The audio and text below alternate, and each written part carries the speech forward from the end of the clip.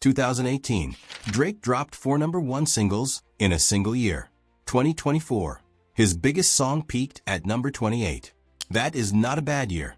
That is a collapse. This is the full story of how the most dominant artist in hip-hop history fell apart, and what he is desperately trying to do about it right now. What is going on, everyone? Welcome back to the channel. Today we are telling the complete story of Drake, from the very top of the music industry all the way down, and what is happening right now in May 2026. If you are new here, subscribe and hit the bell, because we cover stories like this every single week. Let's start from the beginning. In 2009, Drake was a Canadian actor on a teen drama called Degrassi. Nobody in hip-hop took him seriously. He was soft. He was emotional. He talked about his feelings at a time when that was not considered cool in rap. And then he changed the entire genre. Between 2009 and 2023, Drake did something that no rapper in history had ever done at that scale. He released 14 #1 albums on the Billboard 200.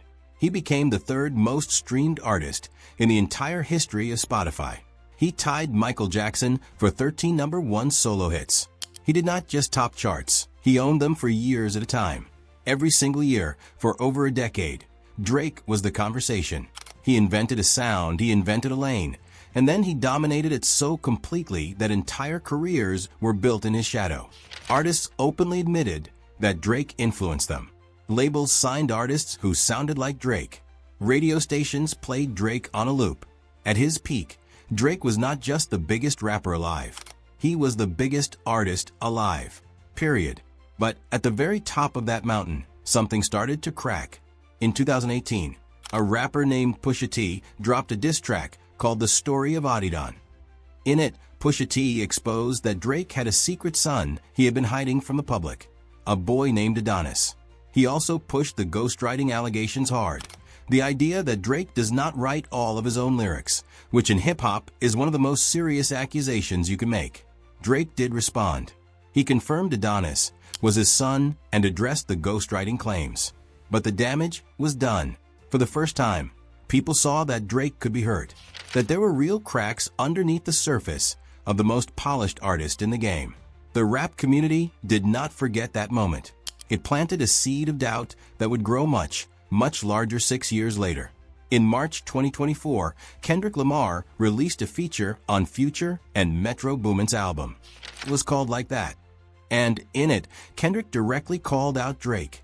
Not subtly, not with coded language. Directly.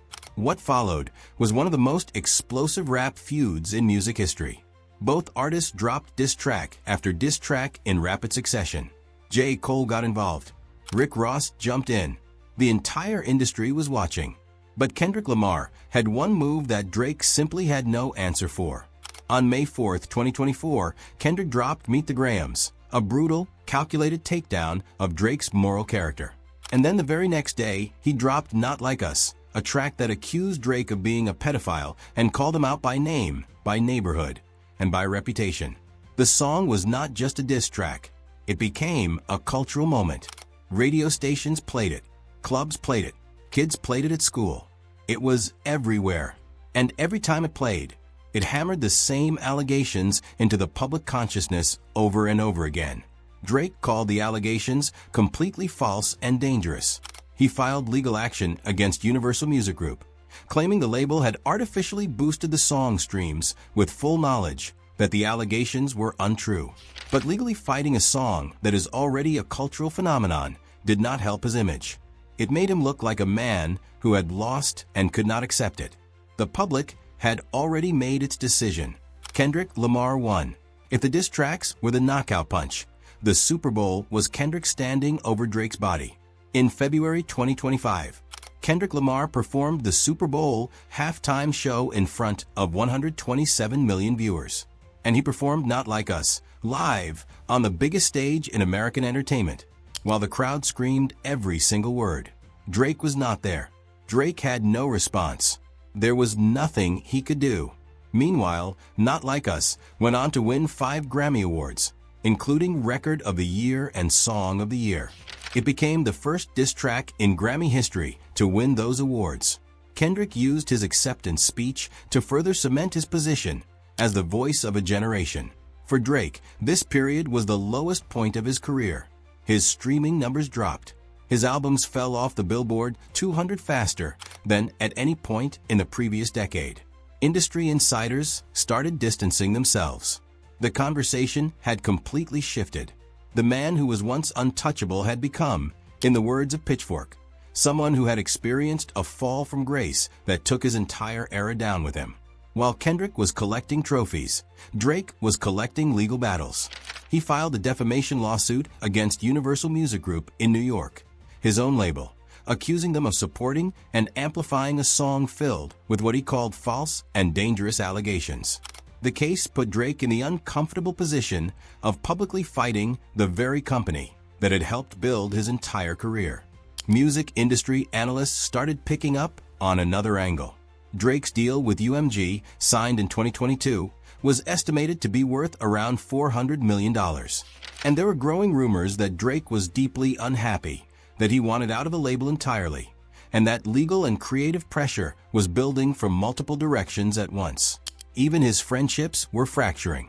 J. Cole, who had apologized at Dreamville Festival for briefly entering the Drake versus Kendrick beef, later revealed that Drake had been expected to appear on stage at that same festival and simply did not show up.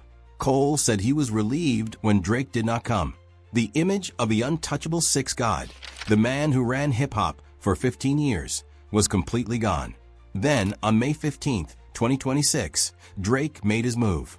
Fans had been expecting one album, Iceman. Drake had been building hype for weeks through live streams, a 25-foot ice sculpture in downtown Toronto with a release date hidden inside, and a projection that lit up the CN Tower in icy blue light. But at midnight, instead of one album, 3 dropped simultaneously: Iceman, Habibti, and Maid of Honor. 43 tracks, 149 minutes of music, all at once. The streaming numbers were immediate and undeniable.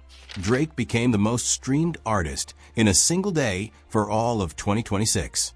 The opening track on Iceman became the most streamed song in a single day of a year.